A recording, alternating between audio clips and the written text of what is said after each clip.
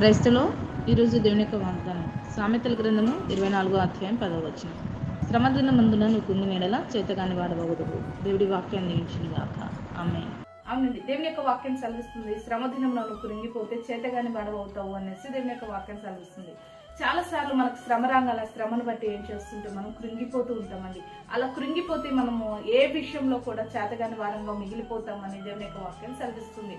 శ్రమ వచ్చినప్పుడు ఆ శ్రమను ఏ రీతిగా మనము జయించాలో ఆ జయించే దేవుడి మీద మనం ఆధారపడినప్పుడు ఆ శ్రమ నుండి దేవుడు మనం ఏం చేస్తాడు, విడిపించే దేవుడుగా మన దేవుడు ఉంటున్నట్టుగా మనం చూస్తున్నామండి. శ్రమలో కృంగిపోవద్దు. ఆ శ్రమకు మించిన గొప్ప దేవుడు, శ్రమలన్నిటి నుంచి మనల్ని విడిపించి కాపాడి జయమిచ్చే గొప్ప దేవుడు మనకు కలిగి ఉన్నాడని గుర్తెరిగి శ్రమలో భయపడక ఆ శ్రమల నుండి అన్నిటి నుంచి విడిపించి జయమిచ్చి ఆ శ్రమలో గొప్ప విజయాన్ని కలుగచేసే దేవుడి మీద మనం ఆధారపడాలండి. ఏ విషయంలో నువ్వు కృంగిపోకు, అధైర్యపడకు. నీకు సహాయం చేయ మనుషులు లేకపోవచ్చేమో, కానీ నీకు సహాయం చేయ గొప్ప క్రీస్తు నీకు ఉన్నాడండి. ఆ క్రీస్తు మీద ఆధారపడి ప్రతి శ్రమ నుండి విడుదల పొందుకో. అట్రీతిగా దేవుడు నీకు విడుదల కలుగచేయను గాక.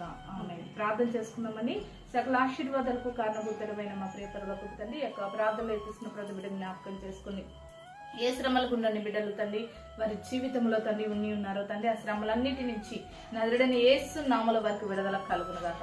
ఆ యొక్క శ్రమలో వారిని విడిపించి నువ్వే ఆదరణ కలుగ చేయమని యేసు నామములో ప్రార్థిస్తున్నాం తండ్రి. ఆమేన్.